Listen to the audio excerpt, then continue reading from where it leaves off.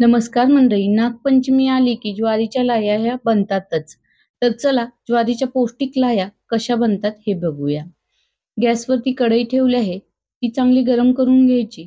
त्यानंतर ज्वारी वतून घ्यायची. ही ज्वारी लाह्यांची ज्वारी आहे. बाजारामध्ये ही ज्वारी तुम्हाला सहज उपलब्ध होईल. कढई चांगली गरम करून घ्यायची. त्यानंतर ही ज्वारी वतायची. व्हिडिओत दाखवल्याप्रमाणे कॉटनच्या कपड्याने अशा प्रकारे 1-2-3दा हलवून घ्यायची. त्यानंतर ज्वारी सर्व बाजूने तापली जाते आणि लाह्या त्याच्या उठायला सुरुवात होते.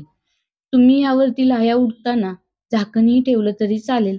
नसेल तर खाली काहीतरी अंथरलं तरी चालेल. तर माझ्या लाह्या उडत आहेत तेव्हा मी खाली गॅसच्या साईडला वगैरे मॅट हातरला आहे. जेणेकरून लाह्या उडल्या तर त्या मॅटवरती पडतील. तर अशा प्रकारे लाह्या तयार करून घ्यायच्या. ह्या लाह्या सपाकच असतात तर यांना मसाला आपण लावून घेऊया. त्यामुळे लाह्या खूपच टेस्टी लागतात. तर गॅसवरती मी कढई घेतली आहे. त्यामध्ये एक 2-3 चमचे इतकं तेल घेतलं आहे. त्यामध्ये 4 कढीपत्त्याची पानं टाकली आहेत.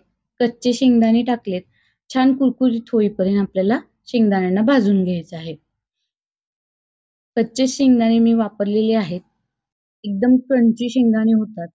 आता शेंगदाणे भाजल्यानंतर ह्यामध्ये थोडीशी हळद, लाल मिरची पावडर, चवीनुसार मीठ आणि सुहाना कंपनीचा चिवडा मसाला मी यामध्ये घातला आहे.